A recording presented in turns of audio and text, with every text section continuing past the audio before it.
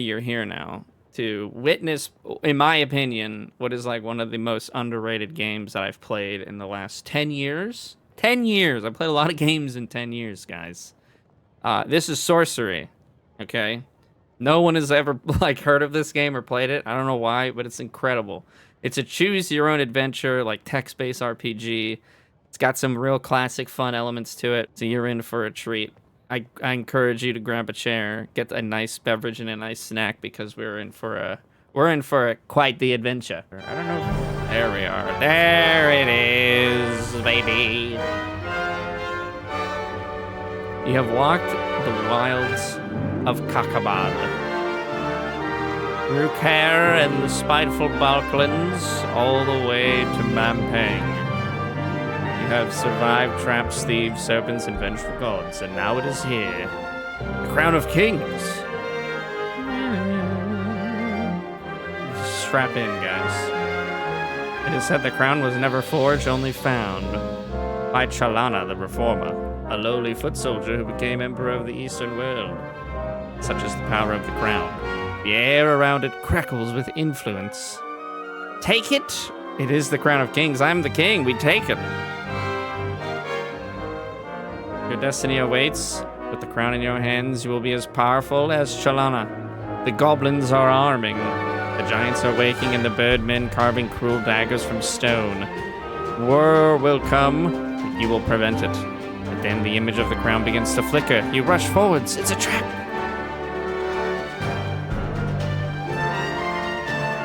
And startle yourself awake. You are alone, exhausted in the little hut in the outpost settlement. Your unimaginable journey is not even a single step begun. Ah, baby, here we go, dude.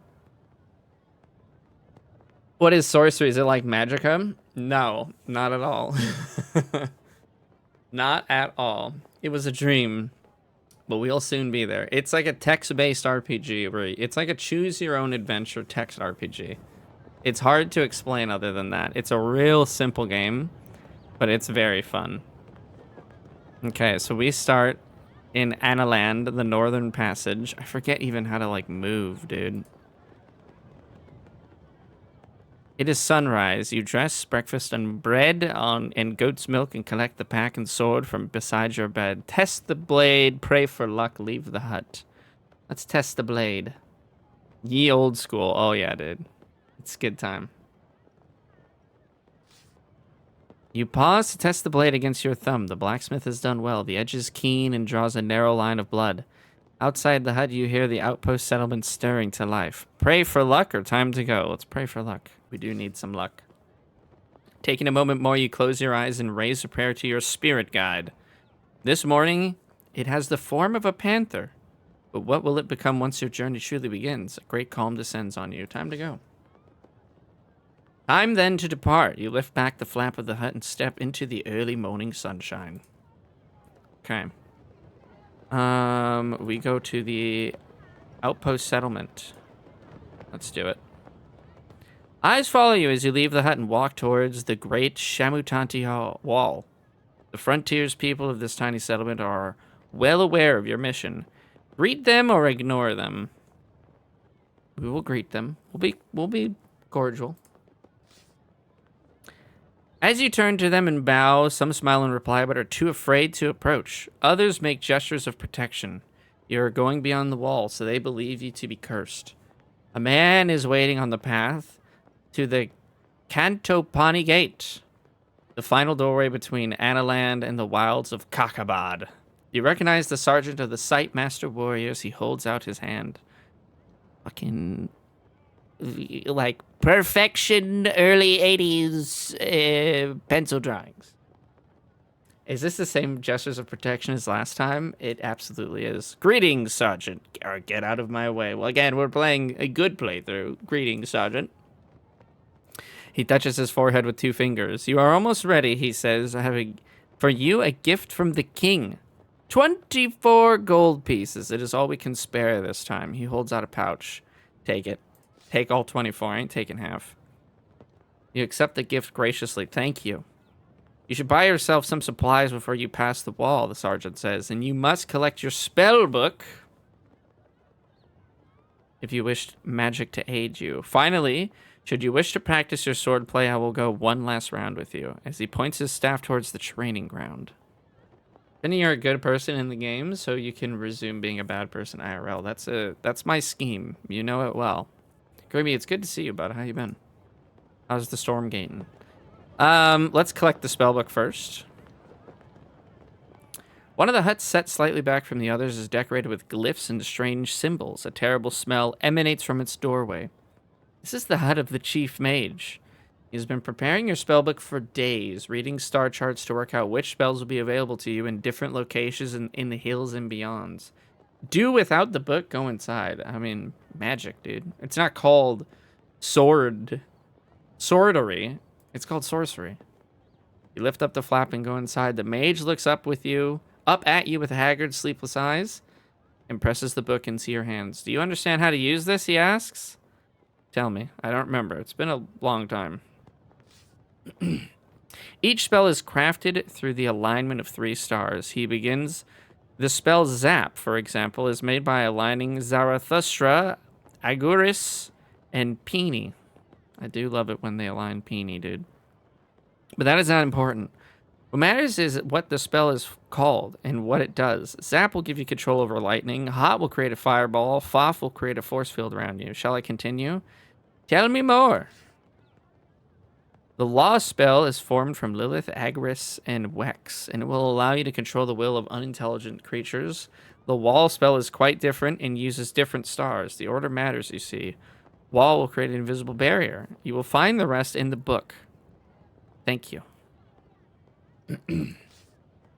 He scratches absently at his ear. Remember, some spells will cost you effort to use, but the ones that don't will not work without a focus. An item of some kind. You will need to read the book to know what. Research magic using the spellbook button on the map. Spellbook. This is it. If you learn only 6 spells for your adventure, learn these. Okay, Zap, which is lightning bolt. Foff is a protective force field. Law enables non-intelligent creatures to be controlled. Dumb makes creatures extremely clumsy. Hot creates a fireball, and Wall creates an invisible wall. All these spells are extremely tiring and will cost you 3 points of stamina. Or economical versions exist, though some rely on the caster owning particular items of power. Oh yeah, dude. Oh yeah, dude. Big walk. Oh, big. You can make yourself gigantic. Requires a gold coin. A metal shield. Beeswax. Dop opens any locked door. Sus. The fucking sus spell. I cast sus on them. Spell may be cast when the caster suspects a trap, and it will indicate telepathically to the caster the danger and best protective action. If already trapped, the spell may be used to minimize the effect of certain cases. I cast sus. 6, create multiple illusions. There's the gob spell. This spell may be cast with teeth to create 1, 2, or an army of goblins who may be commanded to fight. This is the game for me, guys. Jig forces people to dance. Yob will summon a giant that you control. What is this? Gum? Glue. Okay, so you glue them. How? To be used in perilous situation. Information about the safest way to escape is desired. Dock requires a medicinal potion. Potions may be used by the caster, but will not bring a being that has actually died back to life. Heal any creature who drinks them. I see. Dude, there's so many. There's so many, man. Spell may be cast upon a creature, reducing its movement and reactions to about 1/6 of its normal speed. Dud. By casting this, the caster can create an illusion of treasure. Holy crap. Wow. Wow. There's a lot, dude. Jesus. Zed. This is the most formidable spell in lore, but no one knows why. In all recorded history, the spell has been cast only once by a powerful necromancer from Throbin, who was never seen again. Its effects are unknown. The necromancer's notes were found, but were crazed and unclear. Treat with extreme caution. Well, there we go. All right, we got a spell book. Yeah, we're doing sorcery, Sir Bossy. What's up, yo? But let's go to the training ground. Yeah, you cast remove self. You walk with the sergeant to the training ground, and he ramps the base of his staff in leather. Ready my sword. To begin, the sergeant says we'll practice the stances. First, defend yourself against me. Choose your attack power by dragging your character sideways to defend. To defend, stay fully left. Choose your attack power by dragging your character sideways. Okay. Ah, I see. Defend. Okay, we took 1 damage. The Sight Master is a powerful enemy. By defending, you will receive the minimum damage from any attack he makes. Sight Master Sergeant makes a light attack, saving his energy against your defense. I will now defend myself.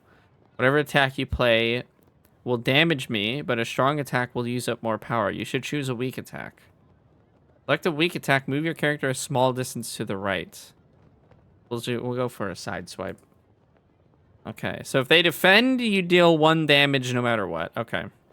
You swing with a weak attack, rushing for the Sight Master Sergeant who's defending. Good choice. A stronger attack would have wasted more of your power. My next attack will be one of my strongest, he declares. If you can perform a full attack, you may overpower me, but otherwise you had best defend yourself. For a strong attack, pull your character all the way to the right. To defend, pull your character to the left. Strong attack. Lunge. We're using up the right. Okay, so this meter goes down as you combat. All right. We overpowered him, and we dealt 4 damage. Yeah, dude.